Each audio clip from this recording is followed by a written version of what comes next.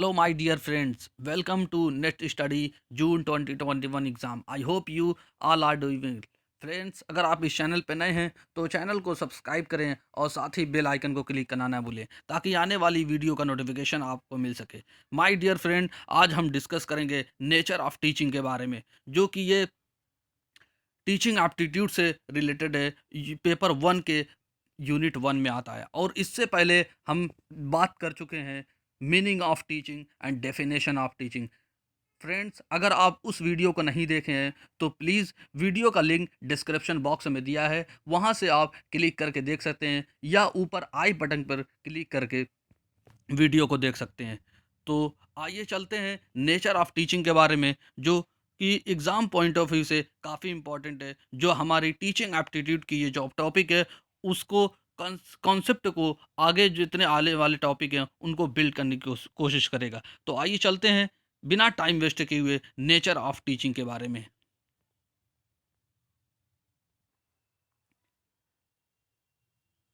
तो my dear friend, इसमें हमने काफ़ी कॉम्प्रिहेंसिव एनालिसिस किया है, जो कि अलग अलग हमने एक तरफ इंग्लिश और दूसरी तरफ उसी को हिंदी में इसको कन्वर्ट किया है.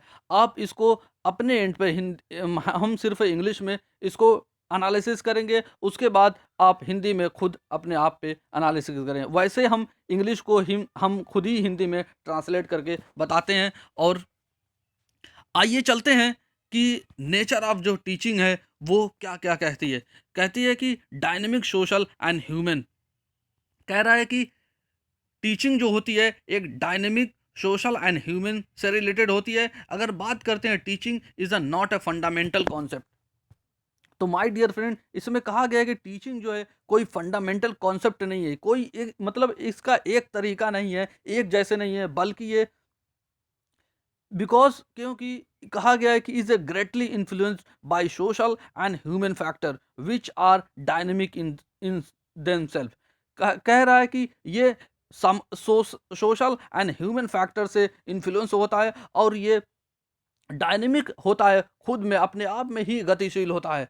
तो माय डियर फ्रेंड, पता चला कि जो ये टीचिंग होती है, टीचिंग नेचर ऑफ टीचिंग होती है, ये डायनेमिक होती है, जो अपने आप में ही डायनेमिक तो होती है, जो सोशल एंड ह्यूमन फैक्टर से प्रभावित होती है.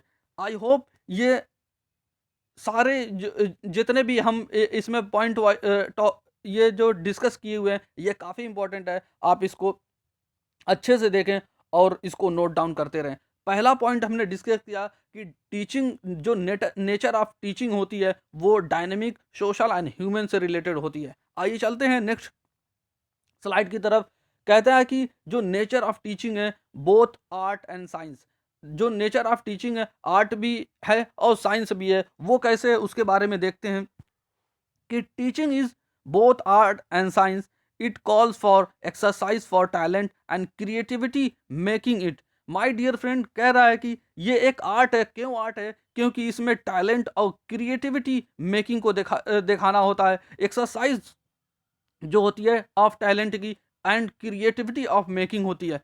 इसी इसी को is it is an art involving repertoire of techniques, procedures. यानी एक टेक्निक्स और procedure and skill which can be studied systematically. और कहा गया है कि जिसे एक टेक्निक, प्रोसीजर और स्किल जिसे स्टडी किया जाता है, सिस्टमैटिकली डिस्क्राइब किया जाता है and improve making it science. My dear friend, अगर इसी को हम टैलेंट और क्रिएटिविटी मेकिंग के थ्रू अगर देखते हैं तो इसी को आर्ट कहा जाता है. और जब हम इसको कोई कोई पार्टिकुलर टेक्निक्स, प्रोसीजर और स्किल जो फिर हम इसको सिस्टमैटिक वे में स्टडी करते हैं, तब इसको साइंस कहा जाता है.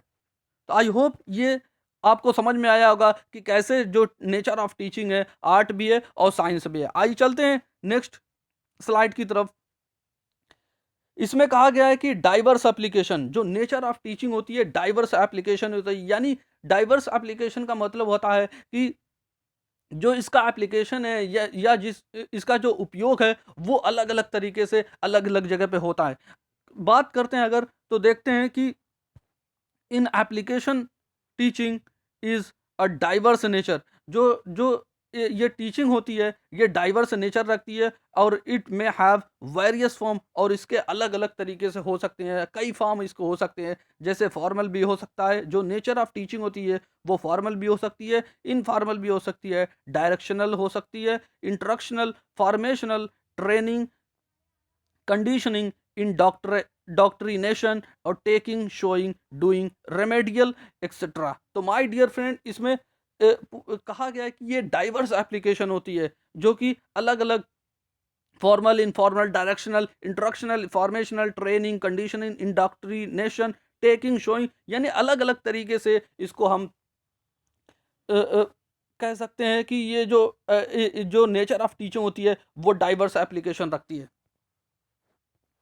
तो आइए चलते हैं नेक्स्ट स्लाइड की तरफ। आई होप ये डाइवर्स एप्लीकेशन का मतलब क्या है आपको समझ में आ गया होगा। अ सिस्टम ऑफ एक्शन, जो नेक्स्ट पॉइंट है, अ सिस्टम ऑफ एक्शन का मतलब ये होता है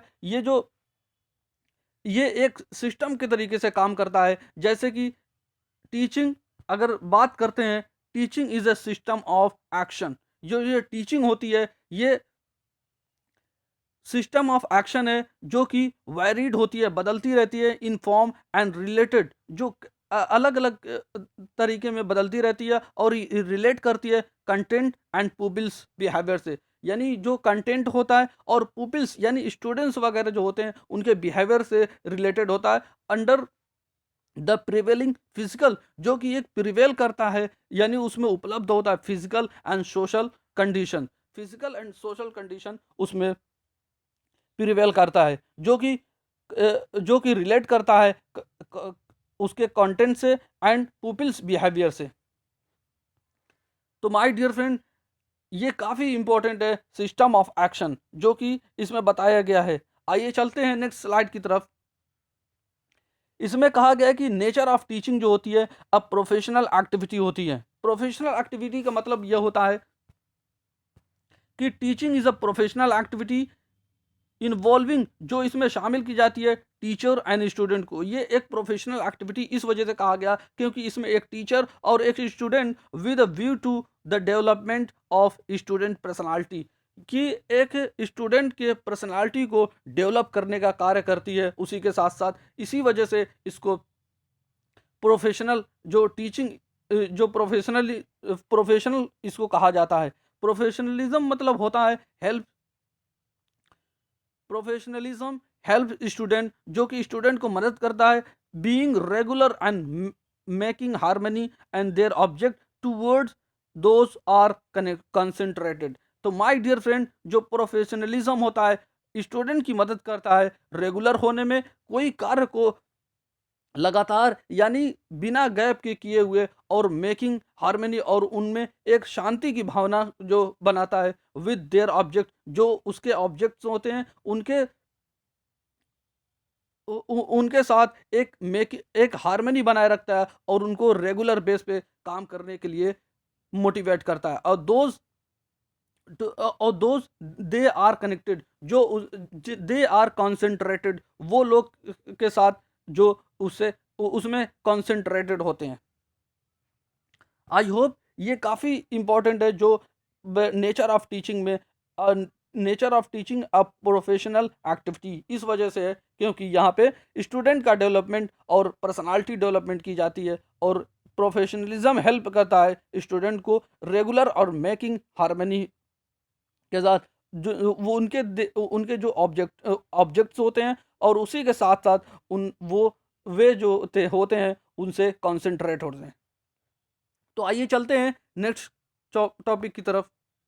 नेक्स्ट पॉइंट हमारा है कि an interactive process teaching is, my dear friend, इसमें कहा गया कि इंटरैक्टिव प्रोसेस का ये है nature of teaching. Interactive process है वो कैसे है उसके बारे में देखते हैं कि teaching is a highly dominated by communication skill. तो माय डियर फ्रेंड, टीचिंग जो होती है डोमिनेट करती है कम्युनिकेशन स्किल को, जो हाईली डोमिनेटेड होती है कम्युनिकेशन स्किल के द्वारा। और teaching is an interactive process, ये एक इंटरैक्टिव प्रोसेस होती है जो कि साथ साथ अपने लेके चलती है पर्पस एंड ऑब्जेक्टिव्स को। इसके जो पर्पस होते हैं और ऑब्जेक्टिव्स होते हैं उनके साथ साथ लेके चलती है, या और ये इंटरैक्टिव प्रोसेस होती है।